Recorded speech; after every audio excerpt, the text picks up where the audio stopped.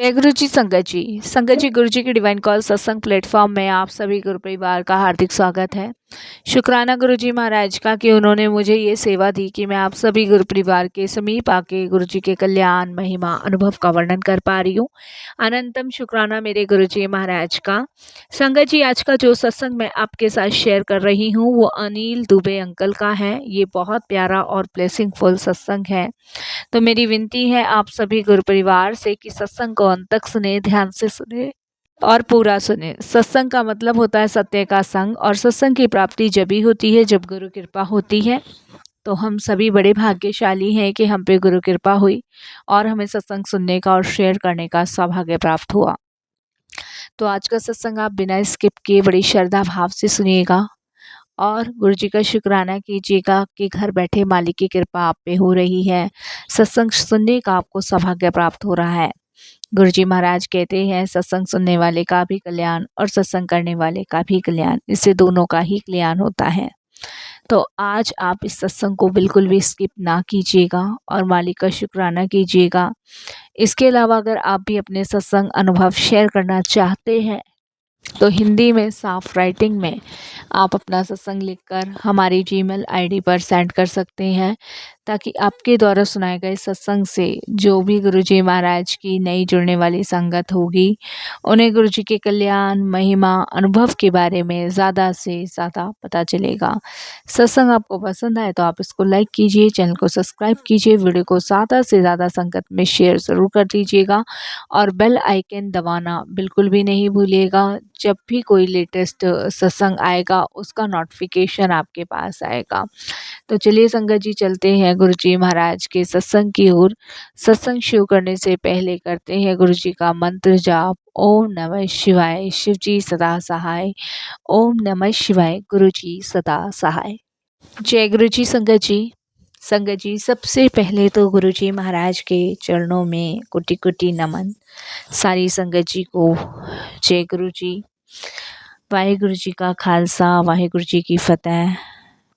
संगत जी, आज जो मैं कहानी आप सभी के साथ शेयर करने जा रहा हूँ वो सत्संग मेरी और मेरी ज़िंदगी के बहुत करीब है।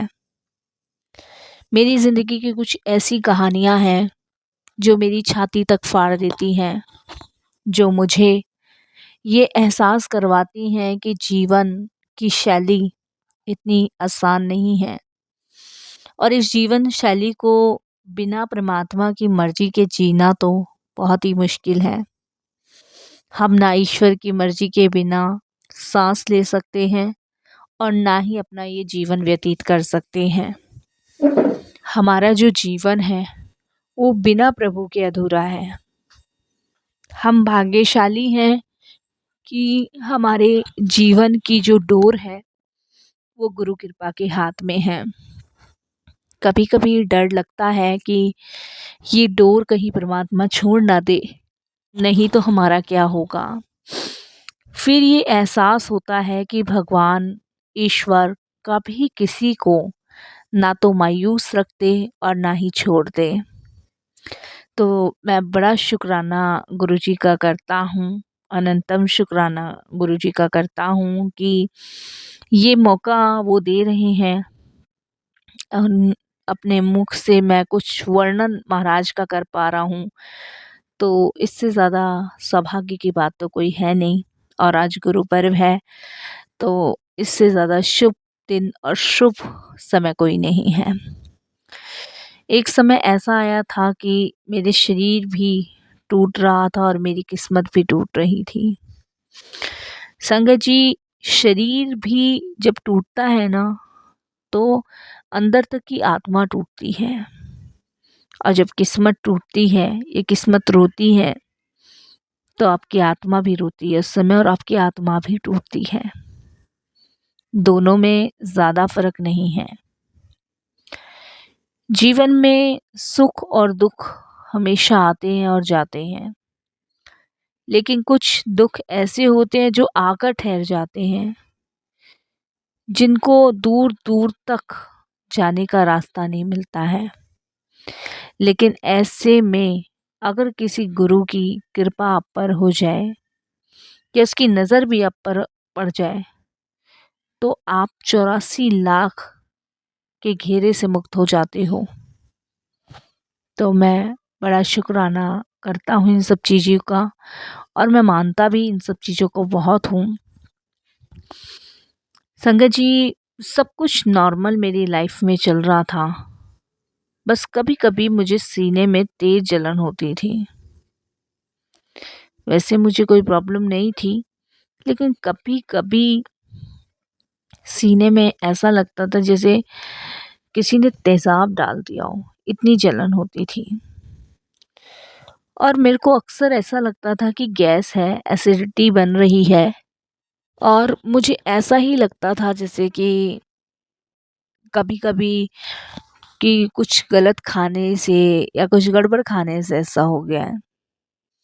हम मिडिल क्लास के लोग हैं संगत जी, पहले तो डॉक्टर के पास जाते ही नहीं, क्योंकि लगता है डॉक्टर के पास जाएंगे पैसे लगेंगे, तो इसलिए सोचते हैं कि 2-4 दिन देसी नुस्खे करते हैं और क्या पता उसी से सही हो जाए। तो यही मैंने किया संगत जी, घर में थोड़े बहुत देसी नुस्खे किए, जैसे अजवाइन का पानी पिया। और संगत जी, किसी ने कुछ बताया, किसी ने कुछ बताया, वो करना शुरू किया। और नींबू पानी मैं डेली पिया करता था, लिक्विड ज़्यादा लिया करता था। बाहर के सारे खाने मैंने अपने बंद कर दिए थे। घर में भी तेल घी कुछ भी मैं यूज़ नहीं कर रहा था। ये लगा लो संगत जी, मैं दलिए और खिचड़ी पे आ गया था आखिरी में। और जब उससे कोई आराम नहीं पड़ा और धीरे धीरे धीरे धीरे हालात और ख़राब होने गए, तो रात को घबराहट इतनी होने लगी कि सो नहीं पाता था। ऐसा लगता था जैसे कि सीने में किसी ने जलते हुए अंगारे डाल रखे हैं। इतनी जलन, इतनी घबराहट, इतनी बेचैनी।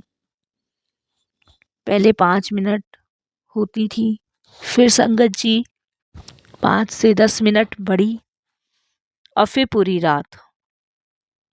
मैं सो नहीं पाता था संगत जी, मेरा सोना भी बंद हो चुका था। पूरी पूरी रात मैं ऐसी तड़पता था जैसे मछली तड़पती है। वाइफ बोलती थी डॉक्टर्स को दिखा लो चलो, पर मैं शर्म से ड्रामा कर देता कि नहीं नहीं ठीक हूँ, ठाक हूँ, कोई दिक्कत नहीं है, जबकि मेरे को प्रॉब्लम बहुत थी। लेकिन मैं ऐसी हंसी में टाल देता था। मेरी वाइफ बार बार मुझे यही कहती कि एक बार डॉक्टर को दिखा तो लो, लेकिन मैं नहीं जाता था। पर अंदर से मैं डर रहा था कि कहीं कुछ सीरियस ना निकल जाए।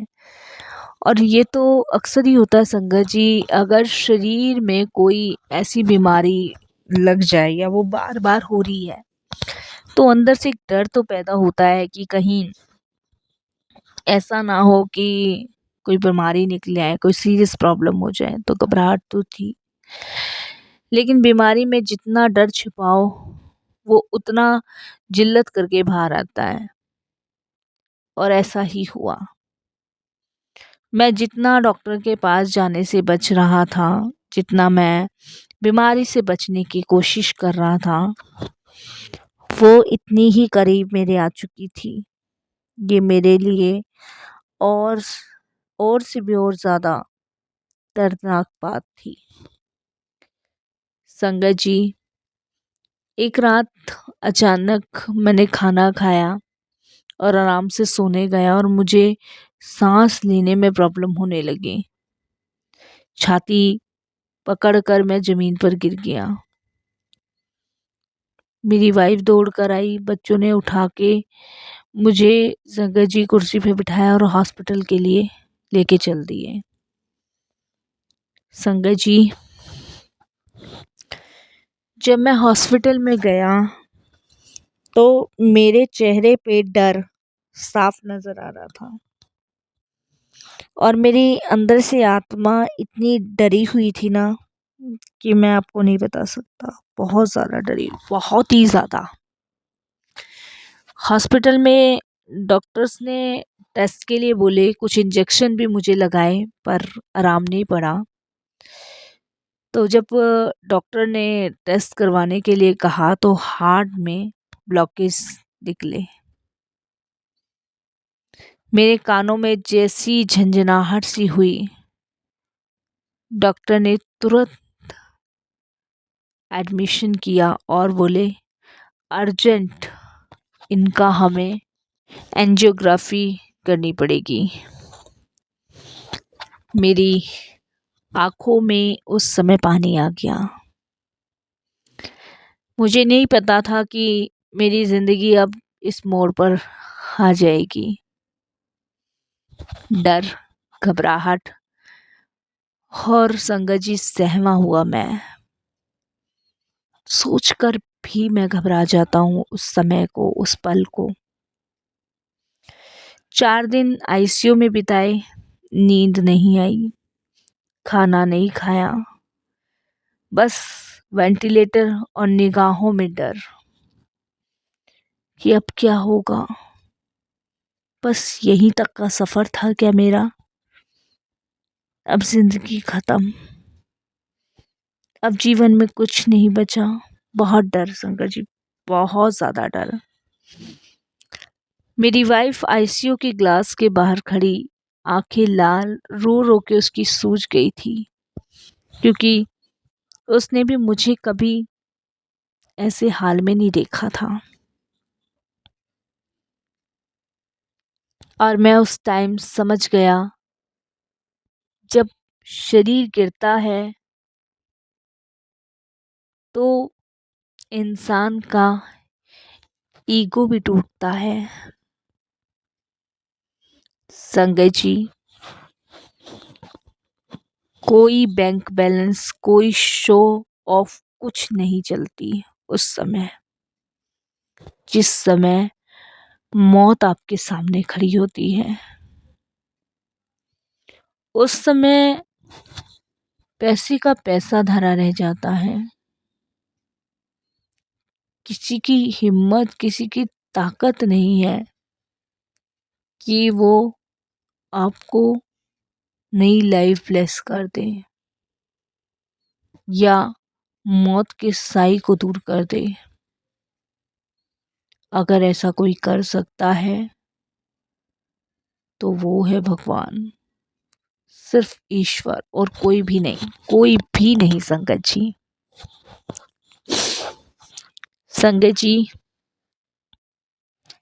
उसी आईसीयू में एक ओल्ड सिख अंकल आए। वो गुरुजी की संगत थे। वो आए और बोले, गुरुजी महाराज को अपने मन में बुला लो, शरण डाल देंगे, बचा लेंगे, गुरुजी दा काम है ये। वो मुझे इस तरीके से बोले। उन्होंने मेरे हाथ में चाय की ग्लास तक नहीं दी, बस एक लाइन बोली और चला गया। बस और कुछ भूला ही नहीं। उन्होंने मुझे चाय का ग्लास दिया ही नहीं, बस उन्होंने मुझे यही शब्द बोले कि गुरुजी को अपने मन में बिठा लो, वो शरण डाल देंगे, बचा लेंगे। मुझे नहीं पता था संगत जी कि मेरी किस्मत वहीं से बदल रही है या ये कोई चमत्कार है। संगत जी, ऑपरेशन मेरा हुआ, डॉक्टर बोले बच गया है, पर बहुत केयरफुल रहना होगा आपको। आप हैवी कोई भी काम नहीं कर सकते। डॉक्टर का कहना था कि बहुत मुश्किलों से आप बचे हो, बहुत मुश्किलों से। कुछ दिन हॉस्पिटल में रहा। वो सिख अंकल मुझे दोबारा नज़र नहीं आए। मुझे लगता था मौत पास है, मेरे पास, बहुत पास। 6-7 महीने होंगे बस संगत जी। चाहे डॉक्टर बोले कंट्रोल में है, चाहे कोई भी बोले, पर मन जैसे एक्सेप्ट ही नहीं कर रहा था। डॉक्टर तो अपनी तरफ से कह चुके थे कि अब डरने की बात नहीं है, लेकिन अंदर से आत्मा एक्सेप्ट नहीं कर रही थी कि मैं ठीक हूँ। हर रात मुझे डर सताता था, हर रात। और इसी बीच 6 महीने बाद एक दिन सुबह के 5 बजे मैं स्कूटी से ऑफिस जा रहा था और एक संगत जी ट्रक से मेरा एक्सीडेंट हो गया।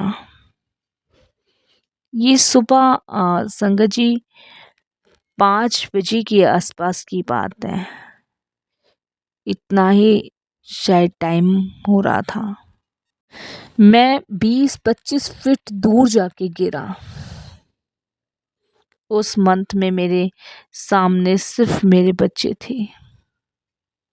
समझ सकते हो संगत जी कि कितना डर, कितना खतरा, कितनी चीजें मेरे मन में बैठ चुकी थी। और एक सेकंड में मेरे मुंह से बस एक बात निकली, गुरुजी बचा लो, गुरुजी बचा लो।